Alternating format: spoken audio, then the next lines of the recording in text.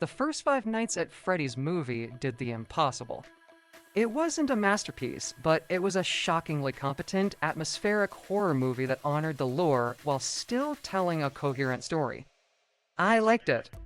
It gave us a focused, central threat, and a real emotional core with Mike and Abby.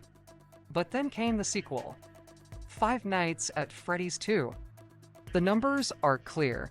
Massive box office, a budget that paid itself off in the opening weekend. Financially, it's a hit.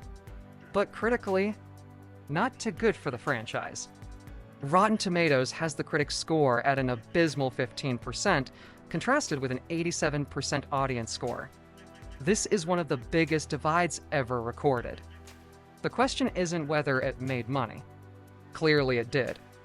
The question is, did this movie betray the accessible, focused groundwork of the first film in a mad rush to exploit a lucrative franchise? In my opinion, the plot of Five Nights at Freddy's 2 is the answer, and it's a resounding yes. The movie starts not a year after the first, but in 1982. We get the original tragedy, the murder of Charlotte Emily by William Afton. She is shown saving another boy, being stabbed, and then her spirit possessing the Marionette. This is classic, deep-cut Five Nights at Freddy's lore pivotal to the games.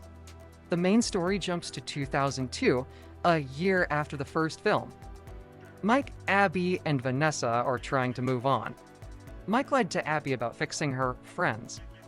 But Abby, still drawn to the animatronics, finds a new location, the pizzeria.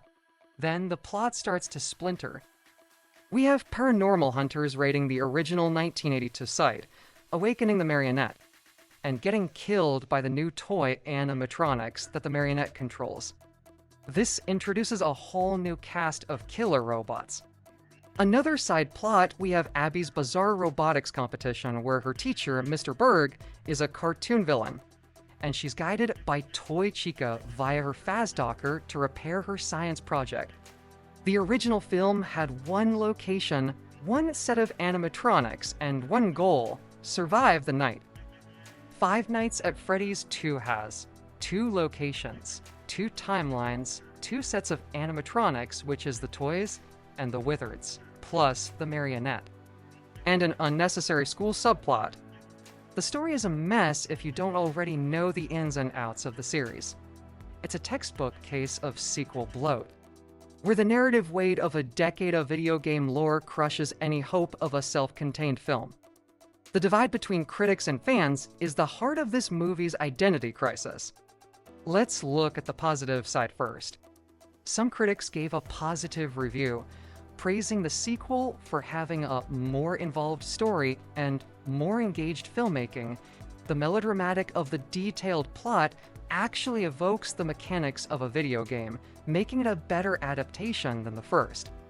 But for most other critics, this more involved story was a disaster. Some critics called it a bare minimum sequel that is less of a movie and more a series of fan service moments, Easter eggs, and teases. They argue that creator Scott Cawthon's rigid adherence to the game's muddy mythology caused him to coyly withhold some information and dump exposition elsewhere. This is my main complaint. The first film, while rooted in lore, felt like a movie first. The sequel feels like a wiki summary stapled together with jump scares. Despite better animatronics and effective scares, the film fails because it doesn't understand that less is more. The movie is a bloated mess that sacrifices pacing and character work for the aggressive inclusion of every lore element.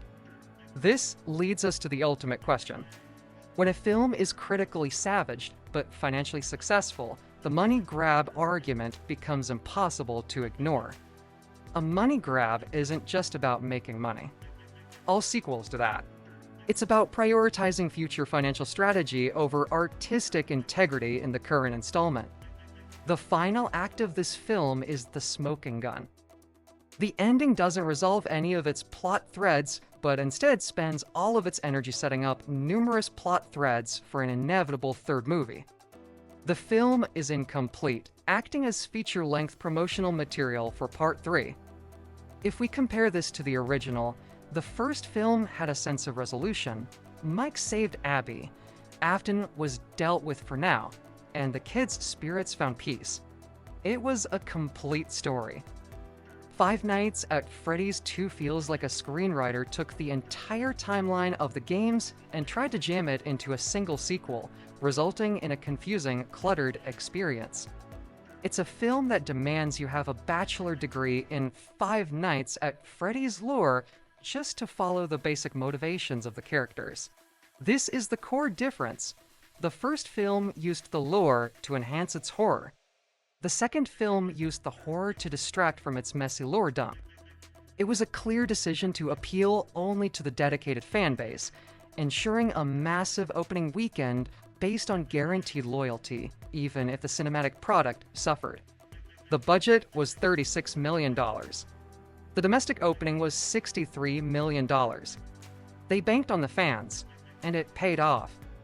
But for me, someone who genuinely liked the first film for its narrative focus, this sequel was an aggressively hollow disappointment. So overall, Five Nights at Freddy's 2 is a cinematic malfunction. It's a sequel that abandoned the simplicity and focus that made the first film a surprising success. It's a film where the fan service is the product, not the story. The audience score simply proves that a large, loyal fan base is willing to overlook poor storytelling for the sake of seeing their favorite deep-cut lore on the big screen. It's a win for Blumhouse's bottom line, but a huge loss for the potential of the Five Nights at Freddy's film franchise. What did you think of the new animatronics and the convoluted plot? Let me know in the comments below. Thank you for watching.